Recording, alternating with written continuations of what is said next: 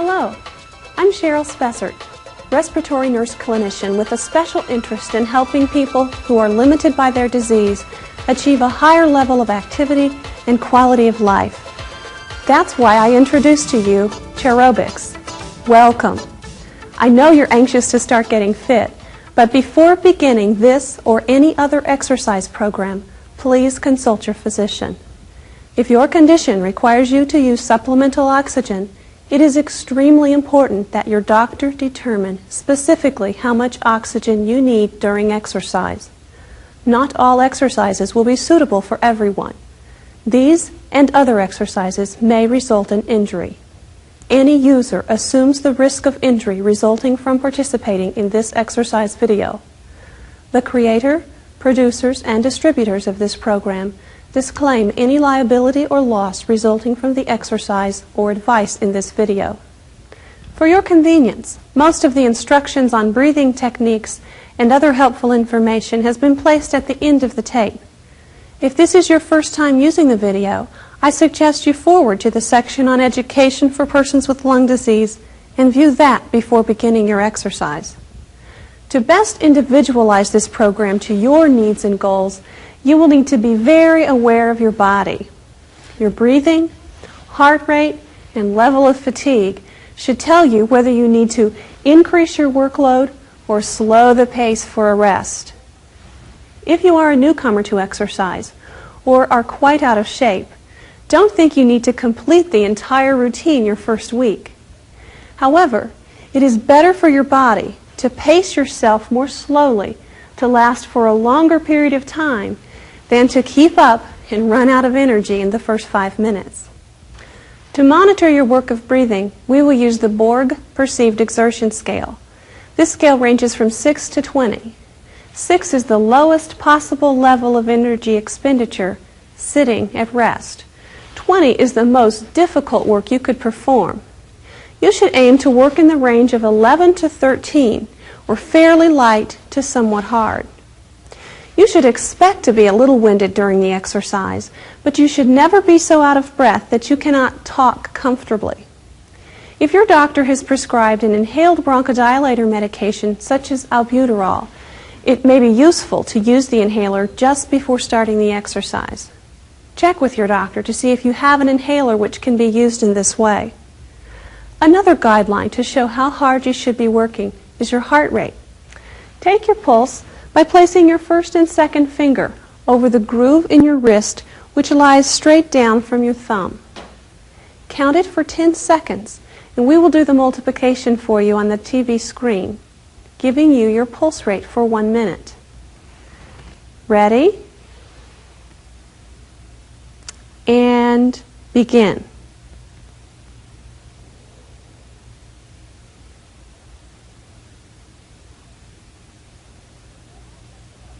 Stop.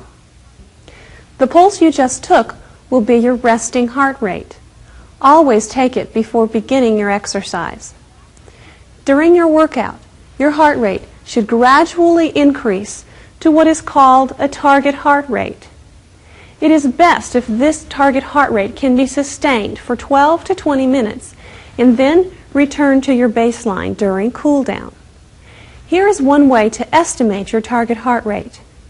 The formula is 220 minus your age in years. This number is the expected maximum rate, and we target 70 to 80% of this. For example, if you're 60 years old, take 220 minus 60. This equals 160. Multiply it by 70%, that equals 112.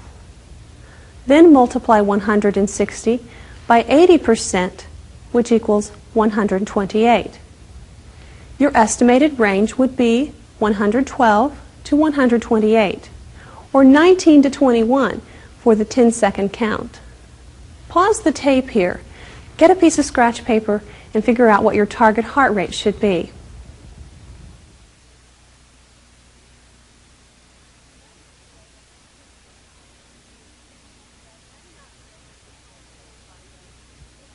You may not be able to achieve this heart rate if you have bad lung disease or are on medications which slow your heart rate.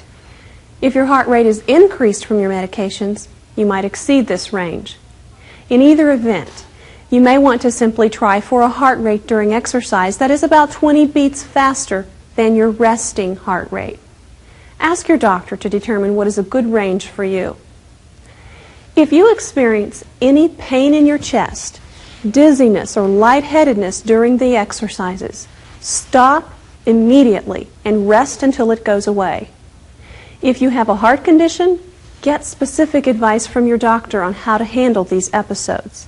He may want to adjust your medication to maximize your exercise tolerance. If you have arthritis in any of your joints, this tape might be quite helpful in keeping the joints flexible. The most important thing for you to remember is that you should never force a joint past the point of pain. Be very gentle on stiff joints. Let's get ready to begin.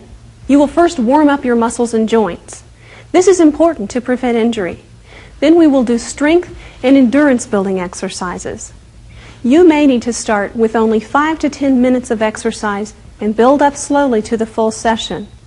If this is the case, slow the pace and decrease the size of your movements for 3 or 4 minutes before stopping. Last will be the cool down, in which we will do stretches that will improve your flexibility. Begin by getting yourself a sturdy chair, one with no arms, such as a dining room chair. Please clear a space around you which is free of rugs or electrical cords which could cause you to trip and fall. Be certain you can move your arms and legs freely without hitting lamps or furniture. Now meet Kat and our friends from the Pulmonary Rehabilitation Program in Tucson, Arizona, and let's have fun while getting fit.